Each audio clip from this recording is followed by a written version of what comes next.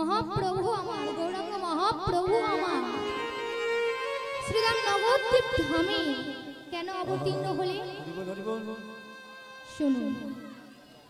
ভগবান যখন সত্যযুগ সৃষ্টি করেছিল, সত্যযুগের মানুষজনের জন্য দেহের আয়ু দিয়েছিল মা 1,00,000 বৎসর।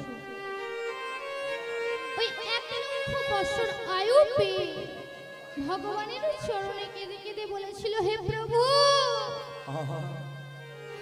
হে দয়াময়, এই এত অল্প বয়স আয়ু নিয়ে আমরা তোমায় কিভাবে লাভ অর্জন করব প্রভু? বলে দাও প্রভু, বলে দাও, এই এত অল্প বয়স আয়ু নিয়ে আমরা তোমায় কিভাবে লাভ অর্জন করব? তখন ভগবান বলেছিল, ওরে সত্য যুগের মানুষ, তোরা কোনো চিন্তা করিস না, তোরা আমার ধ্যান করে লাভ অর্জন করবি। এরপর না শুরু হয়ে গেল কি না ধ্যান। ধ্যান করতে করতেও যখন ওই সত্য যুগটা শেষ হয়ে গেল, তারপর কোন যুগ এসেছিল গো মা? হ্যাঁ, সত্য যুগের পর কোন যুগ এসেছিল? কলিযুগ। কলিযুগ কলিযুগ। ও মা, সত্য যুগের মধ্যে কলিযুগ আসে, আমরা এখন কোন যুগে বাস করি? হ্যাঁ, সত্য যুগের পর কোন যুগ এসেছিল? কি এত গানে আছে তো মুখস্থ হচ্ছে না। ও মা, সত্য যুগের পর কোন যুগ এসেছিল? ত্রেতা যুগ। এই ত্রেতা যুগের জন্য ভগবান আয়ু দিয়েছিল কত জানেন? সত্য যুগের বেলা দেহের আয়ুষ্কাল দিয়েছিল মানুষের কত? 1,00,000 বছর। আর ত্রেতা যুগ যখন ভগবান সৃষ্টি করলো, ত্রেতা যুগের জন্য দেহের আয়ুষ্কাল মানুষের কত দিয়েছিল মা জানেন? সত্য যুগের যে 1,00,000 বছর, ওই 1,00,000 বছর থেকে একটি শূন্য কমিয়ে আয়ু দিয়েছিল 10,000 বছর। ওই 10,000 বছর আয়ু পেয়ে ভগবানের চরণে কেঁদে কেঁদে বলেছিল, হে প্রভু, হে দয়াময়, তুমি সত্য যুগের বেলায় দিলে 1,00,000 বছর, আর আমাদের এই ত্রেতা যুগের জন্য মাত্র 10,000 বছর। আমি 10,000 বছর আয়ু নিয়ে আমরা তোমায় কিভাবে লাভ অর্জন করব? বলে দাও প্রভু, বলে দাও। তখন ভগবান কি বলেছিল? ভগবান বলেছিল, ওরে ত্রেতা যুগের মানুষ, তোরা কোনো চিন্তা করিস না, সত্য যুগ করেছে ধ্যান, আর তোরা ত্রেতা যুগ করবি আমার জন্য যাগ যজ্ঞ। তোরা যাগ যজ্ঞ করে আমায় লাভ অর্জন করবি। এরপর মা কি হলো? যাগ যজ্ঞ শুরু হয়ে গেল। যাগ যজ্ঞ করতেও করতেও যখন ত্রেতা যুগটা শেষ হয়ে গেল, তারপর মা কোন যুগ এসেছিল? দাপর যুগ। সত্য, ত্রেতা, দাপর। আর দাপর যুগের জন্য ভগবান কত আয়ু দিয়েছিল মা জানেন? সত্য যুগের বেলা দিয়ে দিয়েছিল 1,00,000, ত্রেতা যুগের বেলা দিয়েছিল ওই 1,00,000 থেকে একটি শূন্য কমিয়ে 10,000। তাহলে মা দাপর যুগের জন্য কত আয়ু দিয়েছিল? আরো একটি শূন্য কমিয়ে দিন, কত? 1,000 বছর। ওই দাপর যুগের মানুষজনেরা আয়ু পেয়েছিল 1,000 বছর। ওই 1,000 বছর আয়ু পেয়ে ভগবানের চরণে কেঁদে কেঁদে বলেছিল, হে প্রভু, হে দয়াময়, তুমি সত্য যুগের বেলায় দিলে 1,00,000 বছর, ত্রেতা যুগের বেলায় দিলে 10,000 বছর, আর আমাদের এই দাপর যুগের জন্য মাত্র 1,000 বছর। এই 1,000 বছর আয়ু পেয়ে আমরা তোমায় কিভাবে লাভ অর্জন করব প্রভু? বলে দাও প্রভু, বলে দাও। তখন ভগবান কি বলেছিল? ভগবান বলেছিল, ওরে দাপর যুগের মানুষ, তোরাও কোনো চিন্তা করিস না, পূজা অর্চনা করে লাভ অর্জন করবি। তামা কি শুরু হয়ে গেল? পূজা অর্চনা। পূজা অর্চনা করতে করতেও যখন ওই দাপর যুগটা শেষ হয়ে গেল, তারপর আবার কোন যুগ এসেছিল গো? এই বর্তমান কলিযুগ। আমরা এই বর্তমান কলিযুগের মানুষরা এতটাই হতভাগ্য যে ধারণার বাইরে। আচ্ছা মা, আপনাদের কাছে প্রশ্ন, আমাদের এই কলির হতভাগ্য জীবনের দেহের আয়ুষ্কাল কত মা জানেন? কত? হ্যাঁ? এই কলির হতভাগ্য জীবের জন্য দেহের আয়ুষ্কাল 100 বছর। এই 100 বছর আয়ু নিয়ে তবু ভগবানের চরণে কেঁদে কেঁদে বলল না, হে প্রভু, হে দয়াময়, তোমরা আমায় বলে দাও আমরা তোমায় কিভাবে লাভ অর্জন করব। তার আমার সদাই কি করলো গো? সিরিয়াল দেখতে শুরু করলো। তো কলির হতভাগ্য জীবের জন্য উদ্ধারের একটা নাম কি নাম? হরে কৃষ্ণ নাম মহামন্ত্র।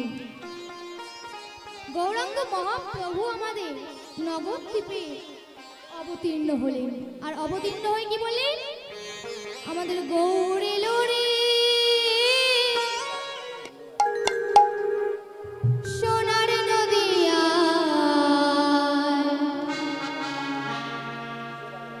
উলুর ধ্বনি। ওমা উলুর ধ্বনি কোথায় গো? হরির ধ্বনি শব্দ শোনা যায় আমাদের গৌর এলো রে, সোনার নদিয়ায় গুরুমণি হরির ধ্বনি শব্দ শোনা যায় আমাদের গৌরে। এলো রে সোনার নদিয়া,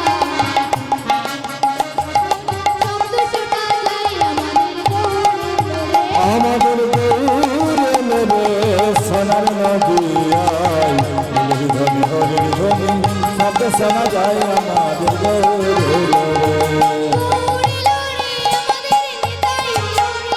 আমার গৌরে রে আমাদের নিতাই রে,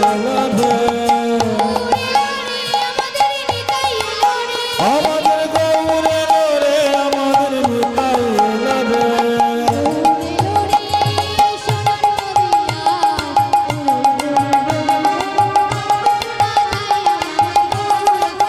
আমাদের গৌরে সোনার নদিয়ায় গুরুর ধ্বনি হরির ধ্বনি শব্দ শোনা যায় আমাদের গৌরে। সোনার নদিয়ায় ধ্বনি হরির ধ্বনি শব্দ শোনা যায় আমাদের গৌরে। সোনার নদিয়ায় ধ্বনি হরির ধ্বনি শব্দ শোনা যায় আমাদের গৌরে। আমাদের গৌরে, আমাদের গৌরে, আমাদের গৌরে রে।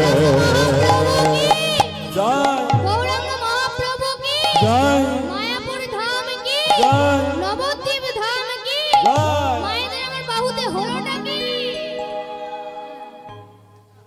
তা বাহু দুলতে কষ্ট হচ্ছে, আর আমার মায়ের পিছনের মায়ের তো ফাঁকি দিয়ে দিতে শুরু যা করেছে প্রথম থেকে, ফাঁকি দিয়ে যাচ্ছে। সবাই মিলে গৌরাঙ্গ মহাপ্রভু কি নিতাই গৌর হরি বল, হরি বল, হরি বল।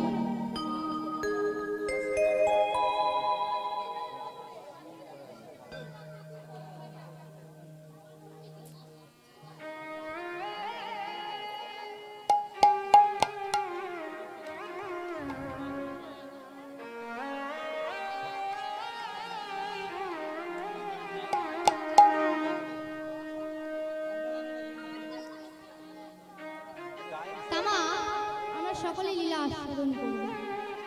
আজকের যে লীলা তা হলো ভগবান শ্রীকৃষ্ণের দাপর লীলা শেষ করে কলির যুগে অবতীর্ণ হওয়া, অর্থাৎ মহাভারত থেকে নেওয়া এক ভক্তের জীবনী মাধুরী। আমরা এই লীলার মাধ্যমে জানতে পারবো যিনি ভগবান, যিনি সব কিছু করতে পারেন, তিনিও কিনা একদিন নিজ ভক্ত, নিজ নাতি মুকুলকে বাঁচাতে পেরেছিলেন। তিনিও কিনা প্রিয় ভক্ত নাতি মুকুলকে বাঁচাতে পেরেছিলেন না। যিনি ভগবান, যিনি সবকিছু করতে পারেন, তিনিও কিনা একদিন নিজ জাতির হাতে মৃত্যুবরণ করেছিলেন। যিনি ভগবান, তিনি কিনা 56 কোটি যদু বংশ ধ্বংস করেছিলেন। আমরা এই লীলার মাধ্যমে আরো জানতে পারবো একটি মায়ের কোল থেকে মাত্র 12 বছর বয়সে এই মুকুল হারিয়ে গিয়েছিল, চিরতরে বিদায় নিয়েছিলেন। আমার লীলা তো পরিবেশন করব, তার আগে যেমন বৃন্দাবনে যেতে হবে। বৃন্দাবনে না গেলে লীলায় প্রবেশ করা সম্ভব না। তবে এখানে কারা কারা বৃন্দাবনে গেছেন একটু হাত তুলুন তো দেখি। বাহ, যারা যারা গেছেন খুব ভালো কথা, কিন্তু যারা যারা জানেন আরো ভালো কথা। যারা যারা গেছেন তারা টিকিট কেটে গেছেন, পয়সা খরচা করে গেছেন। আমি আজকে সকলকে বিনা পয়সায় বৃন্দাবন নিয়ে যাব, তাই তো? সকলে যাবেন তো? তা বলছে একটা টোটো ভাড়া করতে হবে না ট্রেনে হয়ে এরোপ্লেন ভাড়া করতে হবে। তা বৃন্দাবনে দেখলে কি বলতো? রাধে রাধে। সবাই মিলে রাধা রানী কি, রাধা রানী কি, রাধা রানী কি জয়। চল রে আমার মন,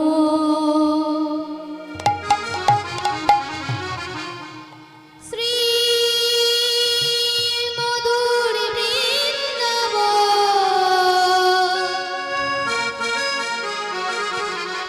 যমুনারি ধারে ধারে তমালেরি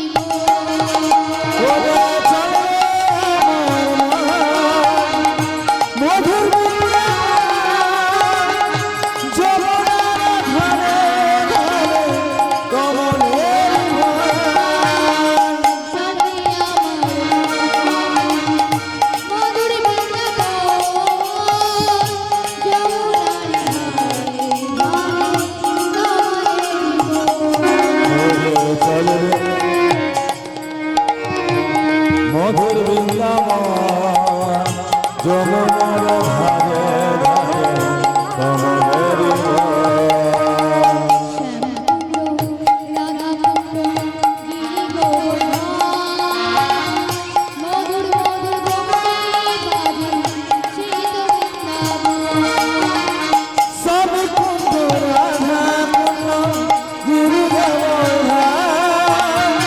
মধুর মধুর বংশী বাজে সেই তরি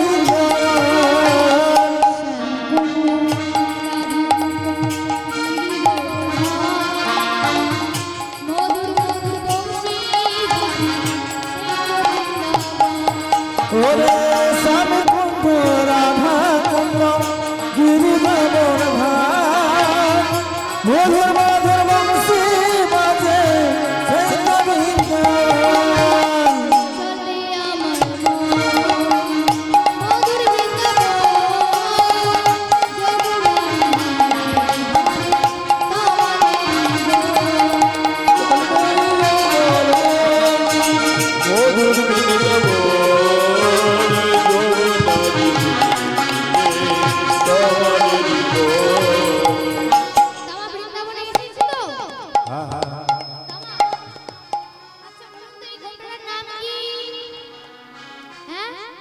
বিয়ের সময় দেয় গো মা, কি বলে না কি লাজ ঘোমটা নাকি ঘোমটা?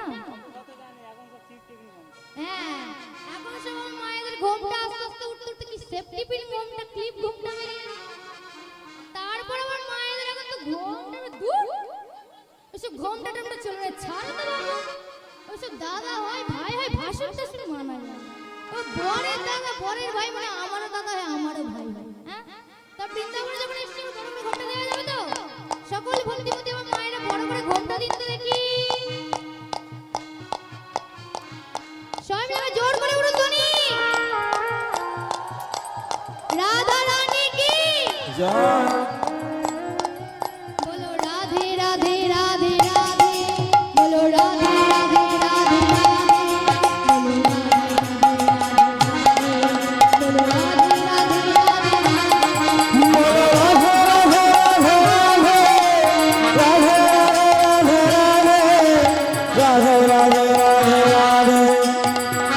রাধে রাধে